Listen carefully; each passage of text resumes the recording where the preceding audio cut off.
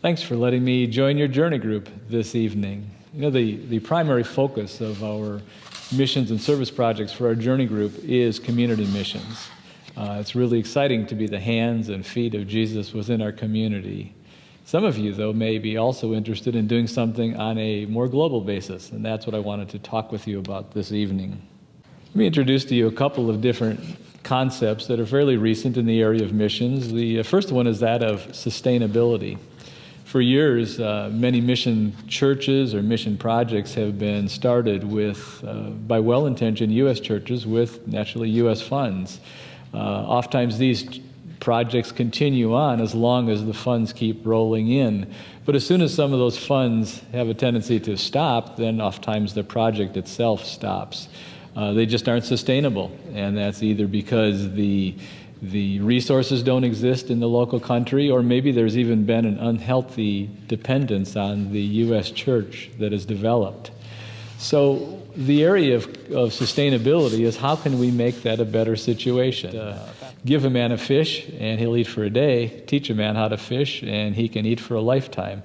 And that really is the core of sustainability, is how do we make these ministries more sustainable? The other concept is that of micro businesses. So what is a micro business? Well, it's where we use a business opportunity, rather than giving money directly to a project, rather we use a business opportunity to help sustain the project at the local church. The premise is that funds are not given directly to the project, but rather to something that will help support it. Why the name micro business? Well, primarily because the amount of funds that it takes in the local currency to start one of these businesses is really relatively small. The average wage in Cuba is $16 per month. So that means that $1,000 is really the equivalent of 5 years of an average wage for a person in Cuba.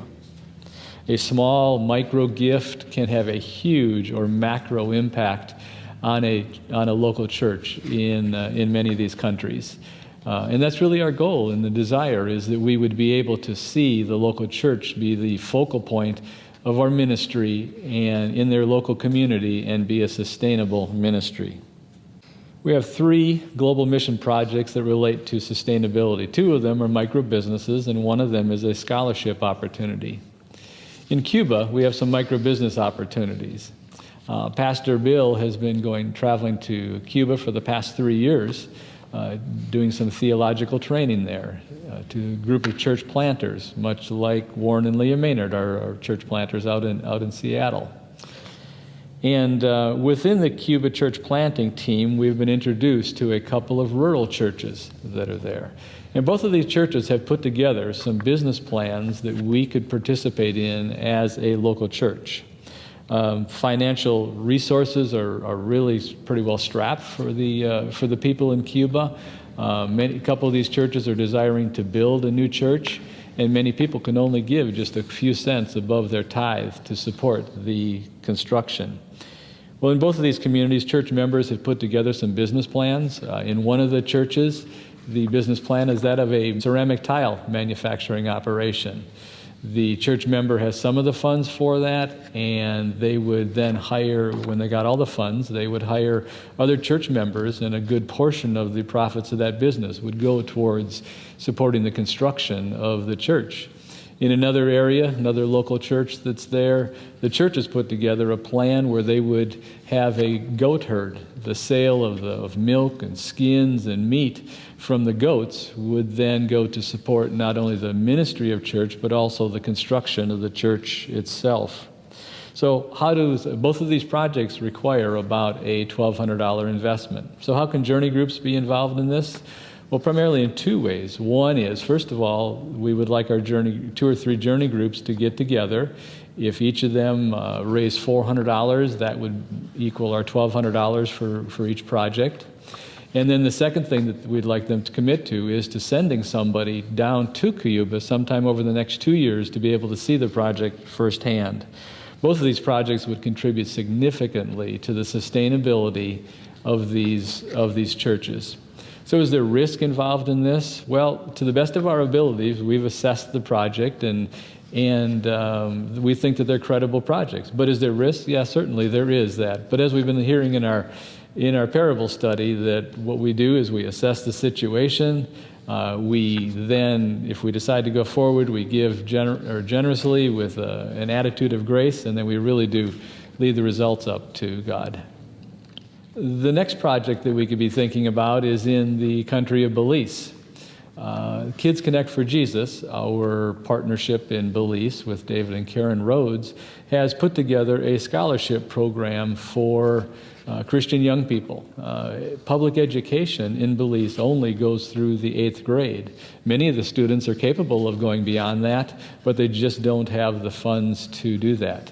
So we have an opportunity that could help impact the life of a young person in Belize very significantly. In order to qualify for the program, Kids Connect for Jesus screens the applicants based on their Christian testimony, on their community involvement, and their character, things like that. In 2013, there was 13 students that Kids Connect for Jesus helped with scholarships to go to high school.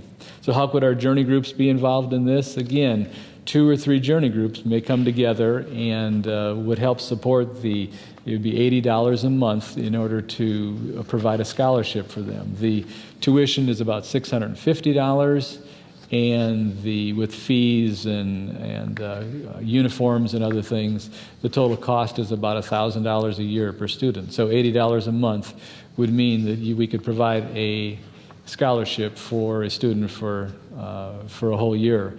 The commitment would be for just 1 year, but we would hope that the journey group would be interested in seeing a student all the way through their 4 years of high school.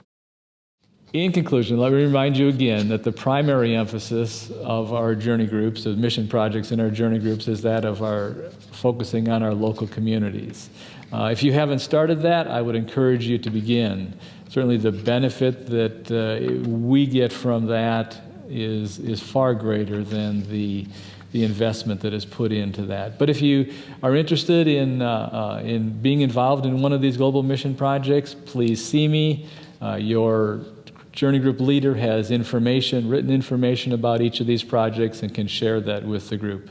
Thanks for listening to this and considering getting involved in some global mission projects.